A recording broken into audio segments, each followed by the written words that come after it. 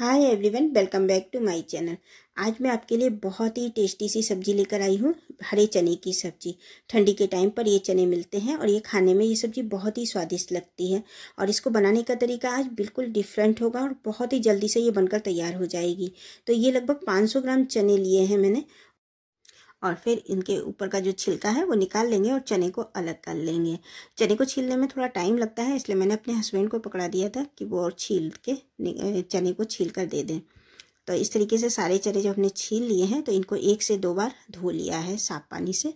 और उसके बाद लिया है फ्राई पैन में 1 छोटी चम्मच सरसों का तेल डालेंगे। और उसके बाद इसके अंदर जब तेल गर्म हो जाएगा तो हमने लहसुन लिया है। लहसुन करीब 1 पूरी जो गांठ लहसुन की होती है ना, वो पूरी ही ली है। कम और कली में देखा जाए तो ये 15 से 16 कली होंगी। तो ये इसको लहसुन को लिया, हल्का सा 1-2 सेकंड के लिए इसको लहसुन को भूनना है।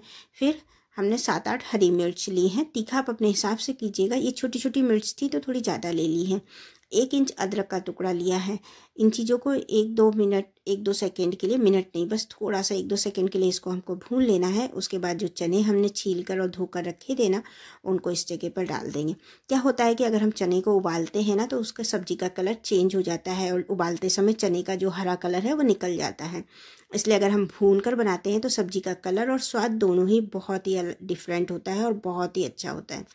तो 1-2 मिनट भूनने के बाद तेल के अंदर इसको 5 मिनट के लिए स्लो गैस के ऊपर ढक देंगे। तो इससे क्या होगा, चने पक जाएंगे, क्योंकि ये चने हरे चने हैं ना तो फटाफट से पक जाते हैं।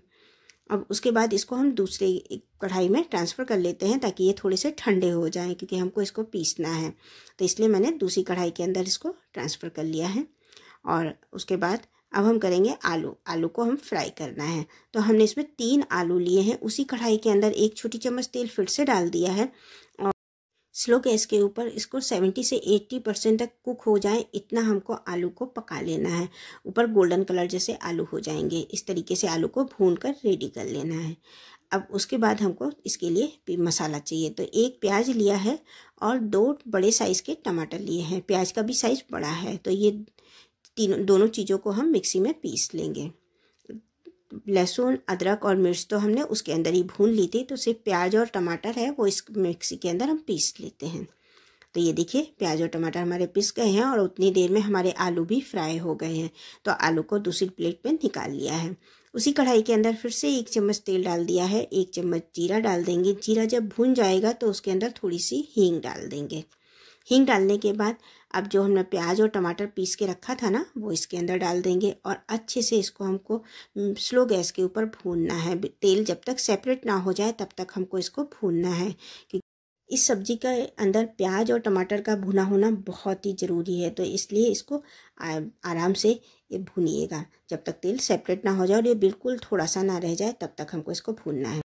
अब जब तक प्याज और टमाटर भून रहे हैं तो ये चने भी ठंडे हो गए हैं। तो अब इसको उसी मिक्सी के जार के अंदर ये चने डाल दिए हैं और इसमें लहसुन, अदरक, मिर्च तो पड़ा ही हुआ है। सभी चीज़ों को डालने के बाद अब इसके अंदर थोड़ी सी धनिया डाल देते हैं। तो धनिया की जो ये डंडी है, इन डंडियों के साथ ही इसको डाल देंगे और ऊपर की जो पत्ती हैं वो नहीं डालेंगे। तो ये जितनी डंडी का पोर्शन है वो इसके अंदर डाल देंगे। इससे क्या होगा कि कलर बहुत अच्छा आएगा। अब ये हम बचा लेते हैं, ये लास्ट में हम डालेंगे। अब इसमें 1 कटोरी पानी डाल देते हैं, क्योंकि ये इस तरीके से पिसेगा नहीं। तो 1 कटोरी पानी डाल दिया। अगर आपका फिर भी ना पिसे तो थोड़ा सा पानी और डाल दीजिएगा।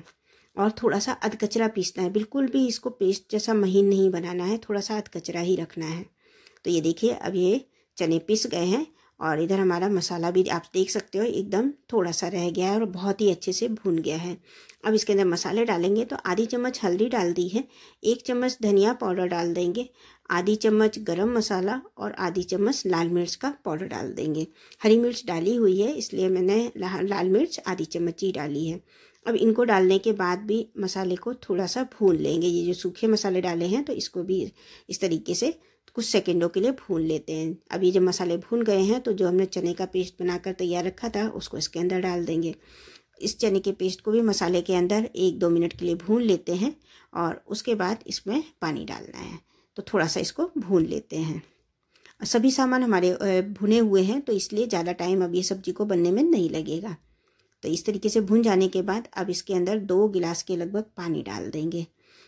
तो ये 2 गिलास पानी हमने मिक्सी के जार के अंदर ही डालकर इसमें डाल दिया है और अब इसको धीरे धीरे मिलाना है। गैस की फ्लेम स्लो ही रखेंगे क्योंकि ये इस तरीके से इकट्ठा हो गया है ना सारा, तो फिर इसको धीरे धीरे मिला, जब तक बिल्कुल भी सब पूरा अच्छे से मिक्स ना हो जाए तब तक इसको चम्मच से स्लो गैस के ऊपर मिक्स करते रहेंगे।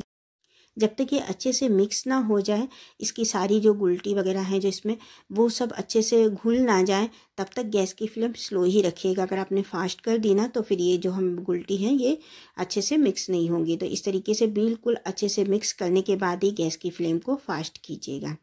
तो आप देख सकते हैं धीरे धीरे सारा हमारा ये जो बैटर है वो ये एक जैसा हो गया है। थोड़ा सा पतला ही रखना है हमको क्योंकि 1-2 मिनट इसको बाद में भी हम पकाएंगे तो ये गाढ़ा हो जाएगा, और फिर रखने के बाद भी ये सब्ज़ी थोड़ी सी गाढ़ी हो जाती है।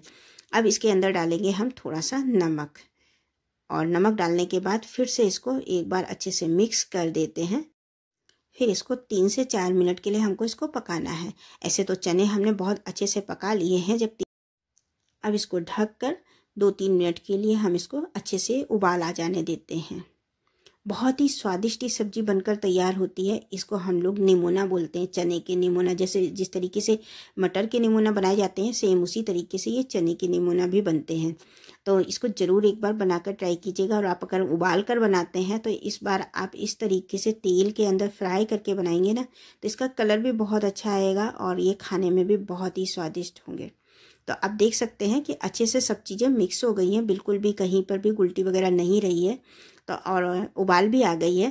तो अब इसके अंदर जो हमने फ्राई करके आलू रखे थे वो आलू इसके अंदर डाल देंगे और फिर से हम इसको अच्छे से मिक्स कर देंगे और थोड़ा सा पका लेते हैं। कुछ सेकंड के लिए इसको पका लेते हैं और ये हमारी सब्ज़ी बनकर तैयार हो गई है। बहुत ही स्वादिष्ट सी ये सब्ज़ी बनकर तैयार होती है। और ऊपर से जो ये धनिया जो हमने डंडी तो उसमें डाल दी थी, ऊपर की जो ये पत्ती रह गई थी वो वाली धनिया इसके में काट कर डाल देते हैं। और रोटी, चावल, नान, पराठा किसी के साथ भी आप ये खाइए, बहुत ही स्वादिष्ट ये सब्ज़ी लगती है। और ये ठंडी में ज़रूर एक बार बनाकर ट्राई कीजिएगा क्योंकि ये हरे चने हर मौसम में तो मिलते नहीं हैं। हमारे यहाँ इसको चने के निमोना बोले जाते हैं। आपके यहाँ क्या बोला जाता है कमेंट में ज़रूर बताइएगा। और रेसिपी पसंद आए तो चैनल को लाइक कर दीजिएगा, नए हैं तो सब्सक्राइब कर लीजिएगा। Bye bye.